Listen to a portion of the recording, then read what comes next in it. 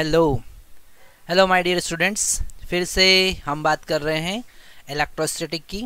Okay, इस lecture में हम फिर से इलेक्ट्रोस्टैटिक की बात करेंगे और इसमें नेक्स्ट जो टॉपिक आता है वो है कूलम्स लॉ। कूलम्स लॉ की हेल्प से हम किसी भी दो चार्ज पार्टिकल के बीच में फोर्स फाइंड कर सकते हैं। जैसे हमारे पास में एक चार्ज पार्टिकल Q1 और दूसरा charge particle Q2 r distance पे रखा हुआ है। ओके, तो इन दोनों के बीच में हम फोर्स फाइंड कर सकते हैं। हमको पता है कि अगर ये चार्ज पार्टिकल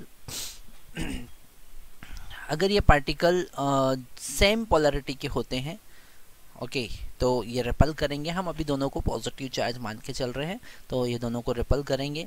ओके, तो जो फोर्स ऑफ रिपल्शन होगा इसको हम लिखेंगे F/1 due to 2, so F12, और इसको हम लिखेंगे F21 vector. Okay, so what is this F12 vector? It is the force on 1 due to 2. Same as it is, what is F21 vector? It is the force on the 2 due to 1. कुछ basic concept हमको याद रखना है इस Coulomb's law से related, electrostatic force से related. Concept है कि ये म्यूचुअल इंट्रैक्शन के फोर्स होते हैं, मतलब एक्सटर्नल फोर्स काम नहीं करता है। तो यहाँ पर ये जो दोनों फोर्स होंगे equal in magnitude and opposite in direction होंगे। ओके, मतलब कि बेसिक कॉन्सेप्ट अगर हम देखें, सबसे पहले हम बेसिक कॉन्सेप्ट देख लेते हैं जो बहुत ज़्यादा ज़रूरी है ना। बेसिक कॉन्सेप्ट, पहला, इलेक्ट्रोस्टैटिक फोर्स जो होता है it is the mutual interaction force. It is mutual interaction force. Okay, ये म्यूचुअल इंटरेक्शन फोर्स है, मतलब कि एक्सटर्नल एजेंट काम नहीं करता है। सेकंड, ये न्यूटन्स थर्ड लॉ को फॉलो करता है। Okay, follow Newton's third law.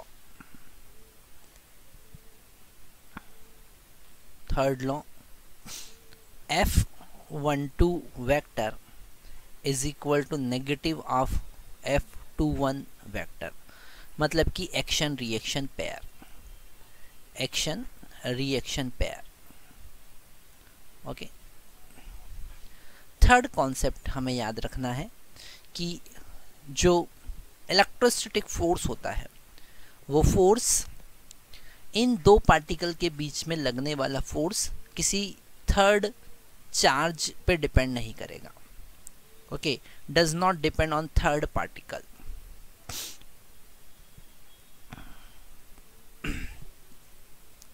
Does not depend on third charge. Okay, अब यहाँ पर अगर हम नेट फोर्स की बात करें तो वो तो चेंज होगा, पर इन दोनों पार्टिकल के बीच में जो फोर्स लग रहा है वो चेंज नहीं होगा, उसका मैग्नीट्यूड और डायरेक्शन सेम ही रहेगा। तो ये कॉन्सेप्ट हमको याद रखना है। फोर्थ कॉन्सेप्ट हम देख सकते हैं कि ये जो इलेक्ट्रोस्टैटिक फोर्स होता है ये मीडियम पे डिपेंड करता है। अगर इन दोनों पार्टिकल के बीच में हम कोई डाइलेक्ट्रिक मीडियम फील कर देते, जैसे वाटर फील कर देते, तो फोर्स रिड्यूस हो जाता है। It depends on medium. Okay, तो ये कुछ बेसिक कॉन्सेप्ट हमें याद रखना है इलेक्ट्रोस्टैटिक फोर्स से रिलेटेड। नेक्स्ट हम बात करेंगे कूलम्स लॉ की। नेक्स्ट हम बात कर रहे हैं कूलम्स लॉ की।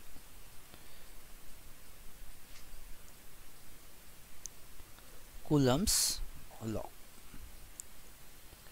ओके, जैसा अभी हमने देखा कि एक चार्ज Q1 और दूसरा चार्ज Q2 अगर हमने r डिस्टेंस पे रखा है, मान लेते हैं कि ये दोनों सिमिलर पोलैरिटी के हैं और एक दूसरे को रिपल कर रहे हैं, तो यहाँ पर फोर्स लग रहा है F21 वेक्टर और इधर फोर्स लगेगा, मतलब फर्स्ट चार्ज पर फोर्स लगेगा F12 vector. Okay, equal in magnitude, opposite in direction. तो यहाँ पर हमको पता है F12 वेक्टर का magnitude is equal to F21 vector का मैग्नीट्यूड होगा, जिसको हमने F लिख दिया। तो ये जो मैग्नीट्यूड है is directly proportional to the product of charge, ये फर्स्ट कॉन्सेप्ट है। And this F is inversely proportional to the square of distance between them. तो फर्स्ट कॉन्सेप्ट क्या है? फर्स्ट कॉन्सेप्ट है directly proportional to the product of charge, directly proportional to the product of charge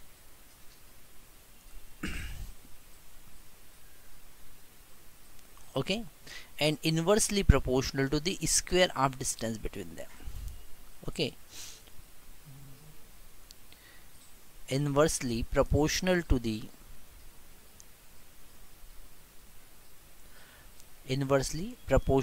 the square of distance between them. Okay, अगर दोनों को combine करते हैं तो F is directly proportional to the Q1 Q2 divided by R square, और हम अगर proportionally का साइन हटाते हैं तो एक कांस्टेंट आता है K। ओके, और इस K का value 9 into 10⁻⁹।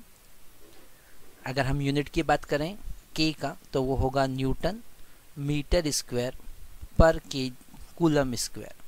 Okay, newton metre square पर coulomb square in SI system, और CGS सिस्टम में इसका वैल्यू 1 होता है। तो हम लिखेंगे न्यूटन की जगह यहाँ पर डायन आ जाएगा, मीटर की जगह सेंटीमीटर आ जाएगा, और कूलम की जगह ESU आ जाएगा, स्टेट कूलम या फिर इलेक्ट्रोस्टैटिक यूनिट, इसका स्क्वायर। ये है CGS सिस्टम में। तो यहाँ से हम एक रिलेशन भी फाइंड कर सकते हैं ESU और कूलम में। ESU चार्ज का CGS यूनिट है और कूलम जो है SI यूनिट है। तो K का वैल्यू 9 इंटू 10⁻⁹ होता है, और इस K को हम लिख सकते हैं this K is equal to 1 divided by 4 pi epsilon naught. What is this epsilon naught? It is called permittivity of free space.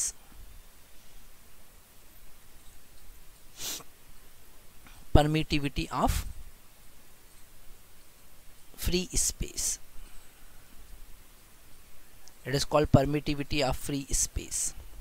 And this epsilon naught, अगर हमने K का वैल्यू पुट किया है 9 into 10⁻⁹ divided by is equal to 1 divided by 4 pi epsilon naught, तो यहाँ से epsilon not का value कितना आ जाएगा? 1 divided by 4 pi into 9 into 10⁻⁹। मतलब इसे हम लिख सकते हैं 1 divided by 36 pi into 10⁻⁹, and it is equal to 8.85 into 10⁻⁻12 unit होगा इसका। जो K का यूनिट होगा उसका जस्ट अपोजिट, क्योंकि 4 पाई का तो कोई यूनिट होना नहीं है। तो हम लिखेंगे coulomb square divided by newton metre square, या फिर हम इसे फेराड पर मीटर भी लिख सकते हैं, फेराड पर मीटर भी लिख सकते हैं। तो ये सारा कॉन्सेप्ट हमको पता होना चाहिए। एप्सिलॉन नॉट क्या है? परमिटिविटी ऑफ फ्री स्पेस, इसलिए इसे नॉट लिखा है। अगर किसी दूसरे मीडियम की बात करेंगे तो उसे हम कहेंगे एब्सोल्यूट परमिटिविटी। ओके, तो अगर हम किसी अनदर मीडियम की बात करते हैं, फॉर अनदर मीडियम,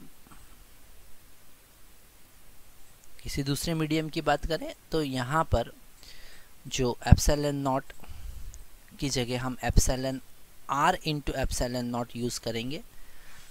ये जो एप्सिलॉन है it is called absolute permittivity,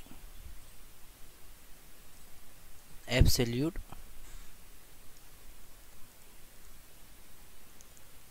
permittivity, and this epsilon R is called relative permittivity, is called relative permittivity. And what is this epsilon naught? You know very well. Okay, so this epsilon R is called relative permittivity, और आगे जाके हम देखेंगे it is also called dielectric constant. Okay, जैसे हम example देखते हैं, water की बात करें तो this epsilon R is equal to 81। अगर हम एयर की बात करें तो this epsilon R is equal to 1। अलग अलग मीडियम के लिए, अलग अलग टाइप के डाइलेक्ट्रिक मीडियम के लिए एप्सिलॉन R का वैल्यू अलग अलग होता है। तो ये सारे कॉन्सेप्ट हमको ध्यान से समझना है। तो फाइनली हमको पता चलता है कि according to Coulomb's law this force F is equal to Q1 Q2 divided by 4 pi epsilon naught R square. Okay, पर सबसे ज़्यादा इम्पोर्टेंट है इसका वेक्टर फॉर्म। ओके, तो नेक्स्ट हम बात करेंगे वेक्टर फॉर्म की। ओके, उससे पहले हमको एक कॉन्सेप्ट समझना है। अगर हम रेक्टेंगुलर कोऑर्डिनेट सिस्टम की बात करें या हम कोऑर्डिनेट सिस्टम की बात करें तो हमारे पास एक्स एक्सिस होता है, हमारे पास वाई एक्सिस होता है, हमारे पास जेड एक्सिस होता है, और कोई पॉइंट का कोऑर्डिनेट है r1 वेक्टर। ओके, यहाँ पर कोई चार्ज रखा है q1, कोई दूसरा पॉइंट है जिसका कोऑर्डिनेट है r2 वेक्टर, और यहाँ पर हमने चार्ज रखा है q2। ओके, जब हम इस पॉइंट को ओरिजिन हमको पता है, ओरिजिन से ज्वाइन करते हैं तो हमको ये r1 वेक्टर मिलता है, और जब हम सेकेंड पॉइंट को ज्वाइन करेंगे तो वो r2 वेक्टर मिलेगा। ओके, ये है r1 vector, this are called position vector, इनको हम कहेंगे पोजीशन वेक्टर। और अगर हमको इन दोनों के बीच में फोर्स फाइंड करना है, थोड़ा सा यहाँ पर ये कॉन्सेप्ट हमको समझना पड़ेगा। अगर हमको F21 फाइंड करना है तो उस F21 का डायरेक्शन R21 की डायरेक्शन में होगा, तो हम यूनिट वेक्टर यूज कर लेते हैं, है ना, इसी डायरेक्शन में होगा। The direction of force on 2 due to 1 will be in the direction of line joining from 1 to 2. So it will be in the direction, so we are using unit vector from 2 to 1, or you can say position of 2 with respect to 1. और यहाँ पर क्या आएगा, k q1 q2 by r square.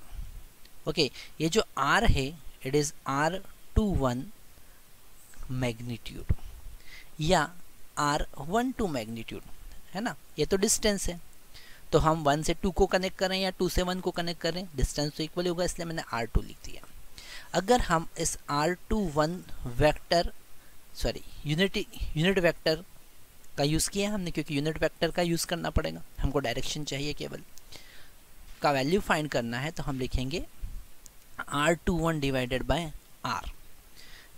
Finally हमको F21 vector जो मिलेगा वो मिलेगा k q1 q2 r21 vector, और डिवाइड में आ जाएगा r क्यूब। ये आपको यहाँ पे समझ में आया होगा कि यहाँ पर r स्क्वायर से r क्यूब क्यों होगा, क्योंकि यहाँ यूनिट वेक्टर की जगह हम यूनिट वेक्टर का वैल्यू पुट कर रहे हैं। Same way you can write F12 vector is equal to k q1 q2 by r cube into r12 vector, same उसी तरीके से। तो यहाँ पर ये सारे कॉन्सेप्ट हमको बहुत ध्यान से समझना है। ओके, इस पे बेस्ड हम कुछ न्यूमेरिकल करेंगे तो सारे कॉन्सेप्ट और हमको इजीली समझ में आ जाएंगे।